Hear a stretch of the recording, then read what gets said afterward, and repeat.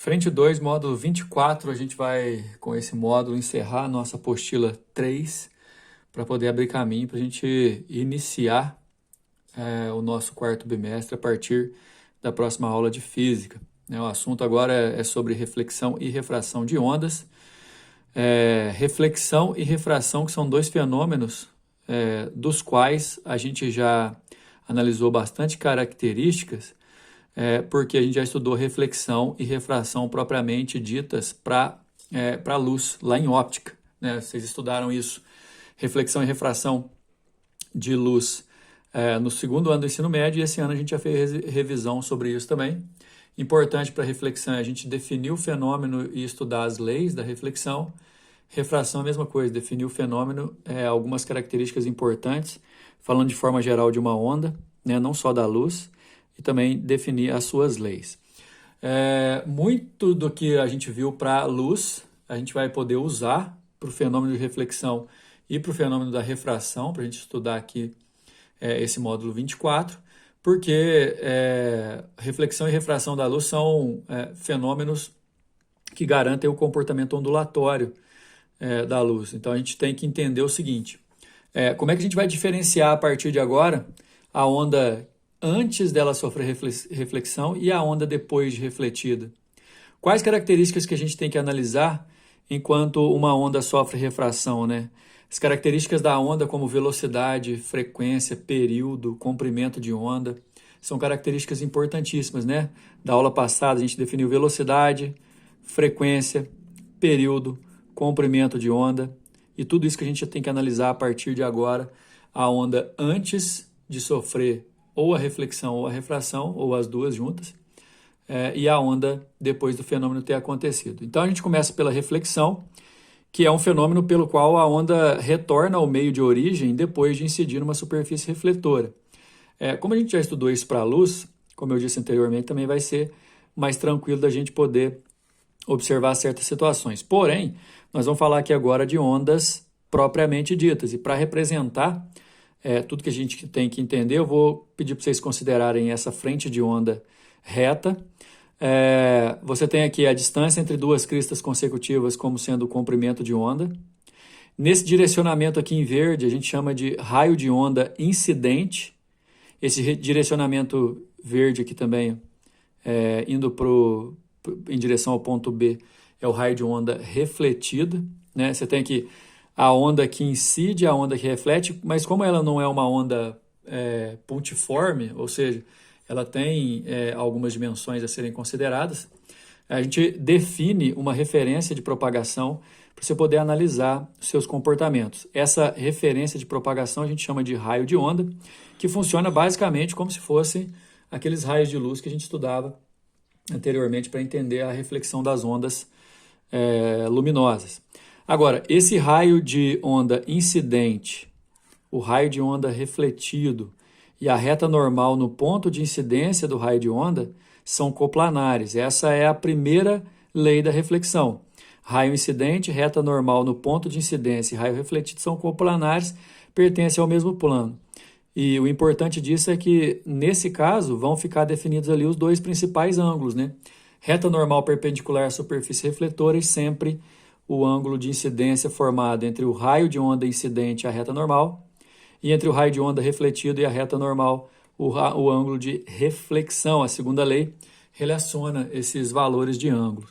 O detalhe que eu queria que vocês observassem é o seguinte, é muito importante você entender o que muda e o que fica igual em relação às características da onda depois que o fenômeno acontece. Mas é o seguinte, velocidade, frequência, período e comprimento de onda. No caso de uma onda refletida em comparação com a onda original, a velocidade, a frequência, o período e o comprimento de onda não vão mudar.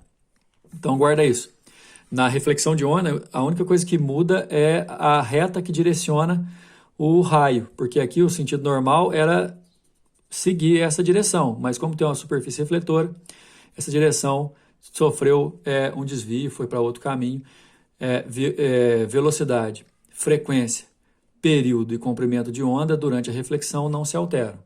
Além disso, a gente tem que analisar que o ângulo de reflexão e de incidência vão ser sempre congruentes. Isso aqui você tem que fixar demais, não só como a gente já viu lá para a onda luminosa, né, na óptica a gente já tinha visto isso, mas para qualquer onda, quando você tem que analisar ângulo de incidência e ângulo de reflexão, eles têm os mesmos valores. E detalhe, como eu já havia dito aqui, ó, na reflexão, frequência, velocidade, comprimento e, consequentemente, o período não se alteram. O que pode mudar, pode, né, não quer dizer que vai mudar, é a fase da onda, ou seja, se era crista ou vale. Para exemplificar isso, a gente vai ver alguns casos específicos com reflexão invertendo a fase e reflexão mantendo a fase. O caso específico que a gente estuda é quando um pulso percorre uma corda que pode estar fixa em uma das superfícies, em uma das extremidades, e a outra que está livre em uma das suas extremidades. Nos dois desenhos que vocês têm aqui, ó, a primeira situação aqui é extremidade fixa e a segunda situação é extremidade livre. Provavelmente vocês vão lembrar disso. Na extremidade fixa, o pulso incidente ele reflete invertendo a fase. Na extremidade livre, o pulso reflete mantendo a fase. Nos nossos exemplos, nesse de extremidade fixa, você tem aqui um pulso que é uma crista, refletindo e voltando como um vale, portanto, invertendo a fase. E nesse exemplo, o pulso indo como uma crista, refletindo na extremidade livre, voltando como uma crista. Ou seja, extremidade fixa inverte a fase, extremidade móvel mantém a fase. Temos que dar destaque também para o pulso circular, pessoal, porque normalmente as superfícies refletoras são retas e o pulso circular ele vai ter uma característica marcante que é a seguinte: quando ele tende a se propagar e atingir essa superfície refletora que é reta, parte do pulso, que olha só, se não tivesse a superfície refletora, o pulso teria esse formato aqui onde eu estou passando o lápis. Mas esse pontilhado, ele já bateu na superfície refletora e já está refletindo antes mesmo dos outros pontos baterem. Então vai formar essa silhueta,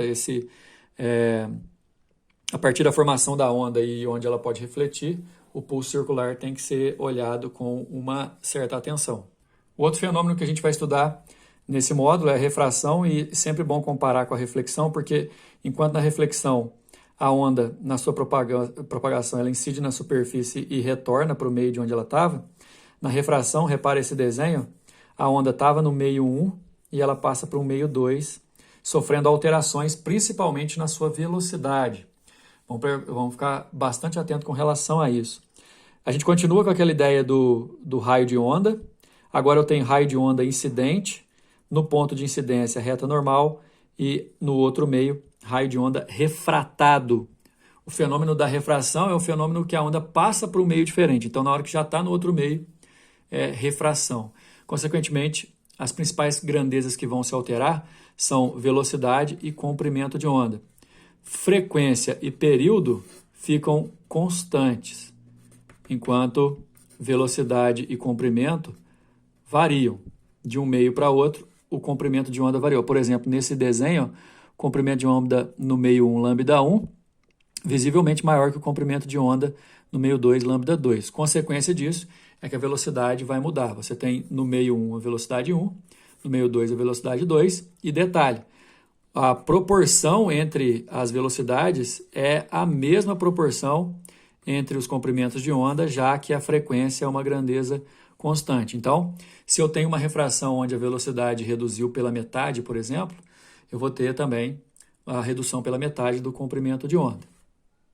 Não podemos esquecer que a refração, então, é um fenômeno que consiste na mudança de meio, consequentemente mudança de velocidade, só que, além da velocidade da propagação se alterando, o comprimento de onda também vai se alterar. Então, você tem aqui, ó, na refração, a velocidade de propagação da onda sempre se altera e de modo inversamente proporcional ao índice de refração. Lembra que a gente já estudou esse índice de refração para a luz, né? O índice de refração, eu queria que vocês entendessem como uma constante que é relativa à dificuldade que a onda tem de se propagar naquele meio. Por exemplo, quando uma onda sonora passa do ar para a água, ela tem uma alteração na sua velocidade para mais, ou seja, é mais fácil para o som se propagar na água do que no ar. Então, o índice de refração da água para o som é menor do que o do ar. inversamente proporcional com a velocidade. E outra, frequência não muda, inclusive você pode lembrar da V igual a lambda F, que é a equação fundamental da ondulatória. Se você isolar a frequência e igualar a frequência do meio 1 com o meio 2, você acha aquela proporcionalidade que eu já havia dito.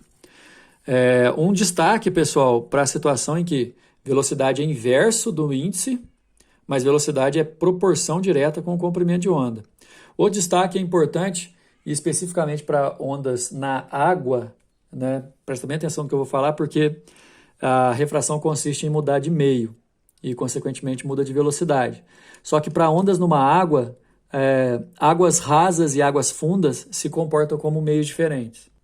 A velocidade e o comprimento de onda, quando é uma região mais profunda, em ondas na superfície da água, velocidade e comprimento de onda são maiores do que quando ela passa para a região mais rasa. Então, assim, continua sendo o mesmo meio, que é a água, porém, no caso da região 1, como é mais profundo, o comprimento de onda e a velocidade são maiores. Então, isso aqui também é considerado um caso especial de refração.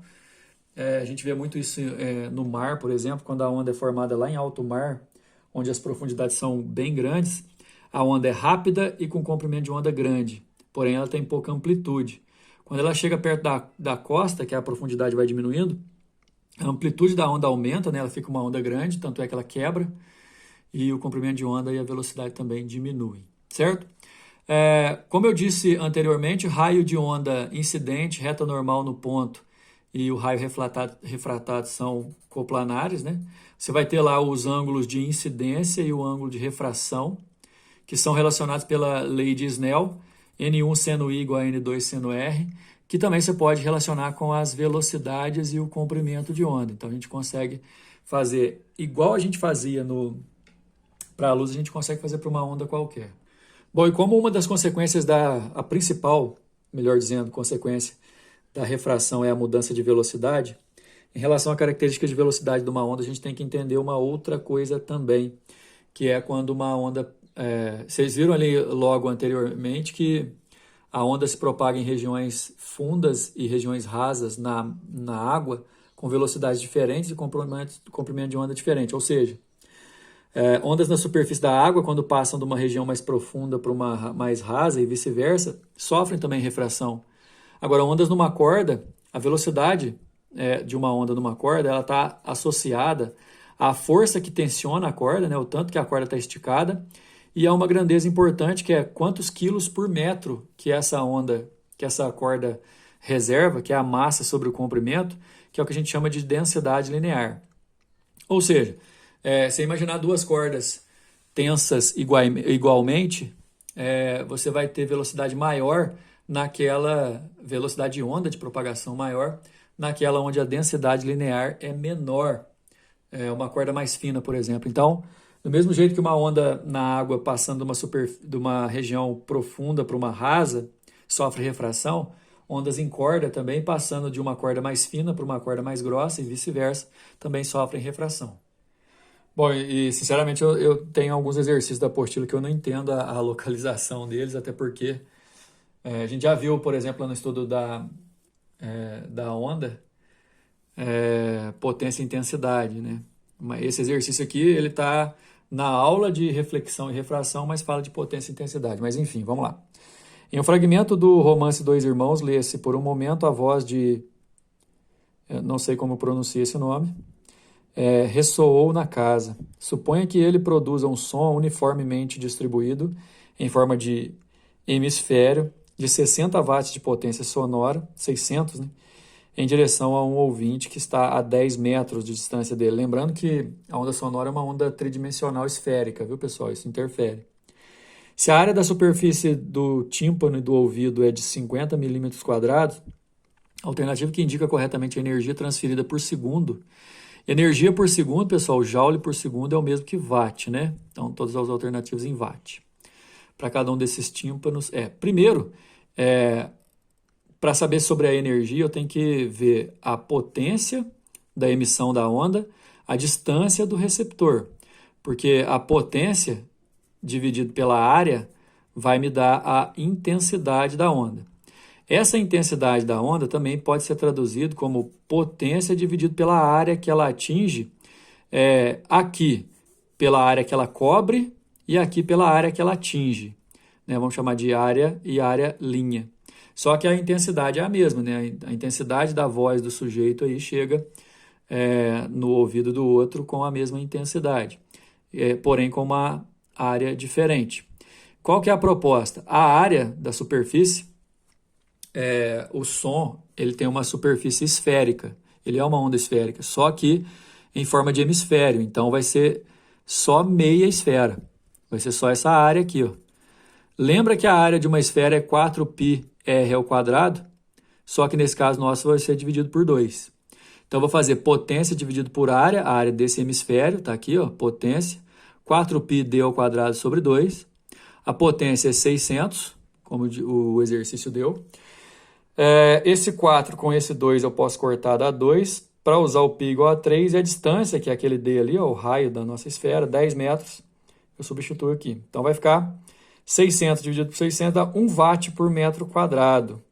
Esse 1 watt por metro quadrado chega até o ouvido da pessoa que vai receber, cuja área é de 50 milímetros. Então, eu já tenho aqui, ó, a intensidade, eu tenho a potência para calcular e tenho a área do tímpano. Só substituir. Lembrando que a intensidade vai ser a energia pelo tempo sobre área, porque potência é energia por tempo. Mas, enfim, como ele quer que a gente calcule a própria energia, vamos dizer assim, por segundo, esse tempo aqui vai valer 1 segundo, eu posso isolar o E jogando o A para lá, multiplicando o I, tá vendo?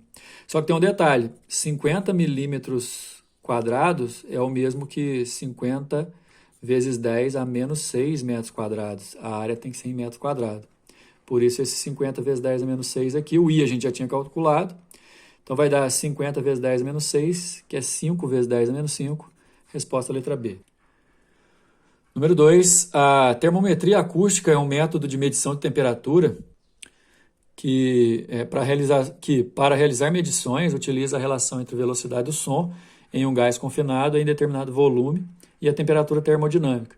Com isso, é possível medir valores de temperatura ao longo da trajetória da propagação das ondas sonoras, que pode ocorrer de forma unidimensional ou multidirecional.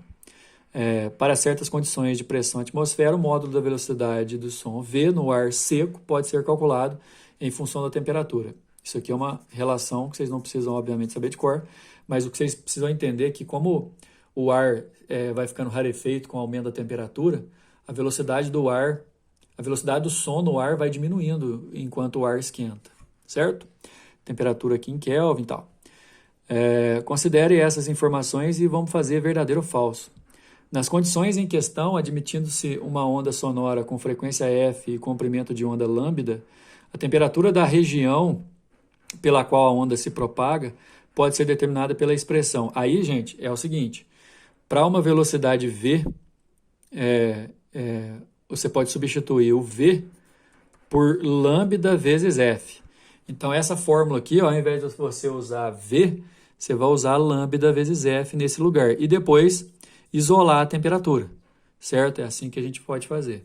E aqui temos, então, a proposta de resolução. A fórmula, o exercício deu, que relaciona velocidade e temperatura. Só que velocidade de onda, como eu já havia dito, eu posso fazer que V é igual a lambda F, porque ele quer que a gente calcule em função de lambda e F.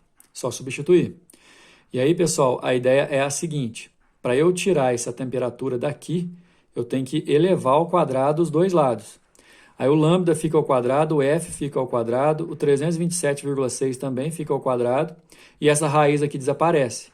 Só que o 273 que está dividindo, ele passa para lá multiplicando, fica assim, ó, e o 327,6 acaba sendo elevado ao quadrado, e aí nesse caso, 393,12, porque se eu elevar isso aqui ao quadrado e dividir por o 273, simplificando, vai dar esse resultado, o que confirma que é verdadeira a afirmativa 1 aqui, ó. No caso, pessoal, era só você lembrar que V é lambda F e fazer a troca ali isolando o T. Afirmativa 2, se uma onda esférica tiver intensidade I a uma distância D da fonte, então a uma distância 2D da fonte, a intensidade dessa onda será I sobre 2. Isso é falso, pessoal. A gente tem que lembrar aqui, ó, que a potência dividida pela área, e a área de uma superfície esférica, ela depende da distância até o centro da esfera, só que ao quadrado. Então, se eu dobrar essa distância, esse 2 vira 4, e aí a intensidade vai ficar dividida por 4 também. Então, a gente fala que é inversamente proporcional, mas a intensidade é inversamente proporcional ao quadrado da distância. Então, essa número 2 é falsa. A 3 está falando que a frequência da onda sonora diminui quando ela passa de um meio para o outro. Passar de um meio para o outro, pessoal, é sofrer refração. Refração não muda a frequência, então a alternativa 3 é falsa. Verdadeiro, falso, falso, a resposta para nós é a letra C. Número 3, na situação esquematizada abaixo, um trem de pulsos retos propagando-se na superfície da água de um tanque de profundidade constante incide numa das bordas desse tanque, segundo a direção FA. Aqui, ó, olha o trem de onda incidindo na borda. Ok? Com o ângulo I. Verifica-se que no ponto A, frentes de onda consecutivas chegam intercaladas por meio segundo, é o período, e que a onda de vanguarda do trem de pulso percorre 1,5 metro de sua posição inicial VG0 até o ponto A. Então, daqui até o ponto A, VG0 aqui, ó, daqui até o ponto A, 1,5 metro. O trem de pulso se reflete na borda do tanque com um ângulo de reflexão R seguido por AC, beleza? Você tem que lembrar que o comprimento de onda vai manter, o lambda 1 e o lambda 2 são iguais, o V1 e o V2 são iguais, quer dizer, na reflexão tudo se mantém. Bom, se não há dissipação e a intensidade de V1 é 1 metro por segundo, ou seja, a velocidade antes da reflexão é 1 metro por segundo, determine na letra A o valor do comprimento de onda lambda 2 indicado no esquema. Vamos lembrar que o lambda 2, o lambda 1, ou qualquer que seja o lambda durante a reflexão, ele não se altera. Então, calcular o lambda ali em qualquer lugar vai adiantar para eu responder a letra A. Sabendo que o período também não se altera, o período então vai ser de meio segundo em qualquer parte, e que a velocidade também não se altera, a velocidade é 1 metro por segundo em qualquer lugar. Lembrando que velocidade é lambda f ou a velocidade é lambda sobre t, e aí eu vou dar preferência para o lambda sobre t, porque eu tenho a velocidade, eu quero o lambda e eu tenho o t, que é meio. Então, esse lambda vai dar meio metro. Aqui a gente está respondendo como lambda 2, porque perguntou lambda 2, viu, pessoal? Porque meio metro para qualquer comprimento de onda ali, ok? Letra B está pedindo para determinar um intervalo de tempo tal gasto pela onda da retaguarda do pulso desde a sua posição RG0, antes da incidência, até a sua posição final RG, depois da reflexão. Tem uma informação ali importante, que o deslocamento da posição VG0 até o ponto A é de 1,5 metro. Então, assim, como a velocidade da onda é constante, eu posso fazer ΔS sobre ΔT, que aqui o exercício está chamando de ΔX, numa boa. Então, se eu multiplicar cruzado aqui, né, eu vou achar que o tempo para ir de VG0 até o A é de 1,5 metro. Melhor dizendo, de 1,5 segundo, é tempo, né? Só que por conta das características do desenho, você pode ver que de RG0 até o RG, você consegue 3 intervalos de tempo de período, 3 períodos, você pode contar lá na onda, 1, 2, 3, e depois mais 2 vezes esse ΔT que a gente acabou de calcular, né? Vamos ajeitar o foco aqui, vamos voltar lá. Seguinte, pessoal, aqui a gente tem um período, outro período, outro período. De VG0 até A, a gente acabou de descobrir que é 1,5 segundo. Como a velocidade não se altera e aqui é simétrico, de A até RG vai dar 1,5 segundo também. Então, eu vou somar um período, mais outro período, mais outro período, mais 2 vezes esse tempo que eu calculei de 1,5 ali. Cada período vale meio segundo, cada intervalo daquele que eu calculei vale 1,5. Então, 3 vezes meio mais 2 vezes 1,5 dá 4,5 segundos, que é a nossa resposta da letra B. Número 4, o som se constitui de ondas mecânicas que podem se propagar em meios fluidos e sólidos. No ar, a intensidade da sua velocidade de propagação é 340 e na água se avizinha a 1.500 metros por segundo. Então, olha só, passar do ar para a água, a velocidade do som aumenta. Flávia, F, situada no ar, grita com seu irmão Alex A, totalmente submerso em uma piscina, para que ele venha almoçar juntamente com os demais familiares. Então, estão representadas a seguir trajetórias que podem estar associadas às ondas sonoras em sua refração do ar para a água. Gente, ó, do ar para a água, a velocidade vai aumentar. E é para a gente ver qual que é, dos desenhos que estão aí, qual que pode ser considerado. Então, olha só, se a velocidade aumenta, o ângulo tem que aumentar, tem que ocorrer um afastamento da normal. E lembrando que o som vai sair da Flávia e chegar até o Alex. Só que desse jeito aqui, repara, ó, o ângulo de incidência e o ângulo de refração, visivelmente o ângulo de incidência é maior que o ângulo de refração. Nesse caso aqui, a velocidade teria mudado. Nesse caso aqui, está afirmando que teria diminuído, né? A velocidade do ar está falando que é maior que a velocidade da água. E não é assim, né? Então, esse aqui está falso. Então, o esquema 1 está errado. Explicando até melhor, pessoal, quando você tem o ângulo de incidência e o ângulo de refração, onde o ângulo é maior, a velocidade também é maior. Então, visivelmente aqui, ó, o ângulo de refração é maior, o que implica que a velocidade do som na água vai ser maior, que é o que a gente tem como referência ali no enunciado. Então, esse aqui é verdadeiro. Agora, uma outra coisa é importante você entender, que quando a incidência é sobre a reta normal, não há diferença de ângulo, não há o desvio consequente. Então, essa aqui também é verdadeiro. Então, 1 e 3 são verdadeiros, a resposta nossa pode marcar lá é a letra E. Aliás, eu disse letra E, mas 2 e 3 são verdadeiros, a resposta é a letra E.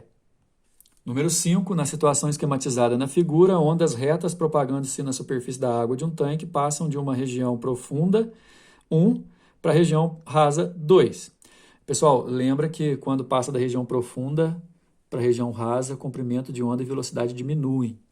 Com isso, o comprimento de onda, distância entre duas frentes, a velocidade de propagação, sofrem reduções de P1% e P2%. Aliás, é certeza que o P1% e o P2% vão ser iguais, porque velocidade e comprimento de onda são diretamente proporcionais.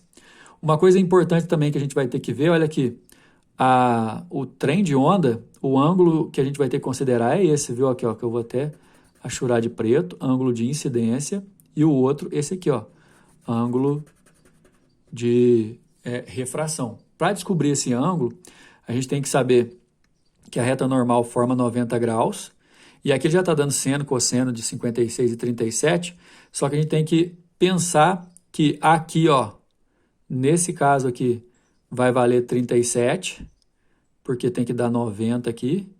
Consequentemente, desse outro lado aqui vai valer 53. Enquanto, pelo mesmo motivo, aqui embaixo é 37. Ou seja, o ângulo de incidência é 53 e o ângulo de refração é 37. Faz sentido diminuir o ângulo porque passou da região funda para a região rasa, a velocidade diminui. Pela lei de Snell, você pode falar da proporcionalidade que existe entre comprimento de onda e o ângulo e a velocidade. Seno de incidência está para o seno de refração, assim como o comprimento na região 1, onde foi a incidência, está para o comprimento da região 2, onde foi a refração. Se você substituir, você vai ver que dividindo o comprimento de onda 1 pelo comprimento de onda 2, ou isolando, melhor dizendo, né, o lambda 2 aqui vai dar 0,60 lambda 1 dividido por 0,80. Você vai descobrir que o lambda 2 é 3/4 do lambda 1, ou seja, ele vale 75% do lambda 1, o que garante que ele reduziu 25%. Então, teve uma redução de 25% no comprimento de onda. Como eu tinha dito, velocidade e comprimento de onda trabalham com a mesma proporcionalidade. Se o comprimento de onda diminui, a velocidade também diminui na mesma proporção. Então, a velocidade também diminuiu 25%, o que dá a resposta para a gente na letra E. Beleza? A gente encerra aqui nosso material do terceiro bimestre, aguardando vocês receberem o material do quarto, mas já na próxima aula a gente vai estar com conteúdo novo aí. Beleza? Até a próxima.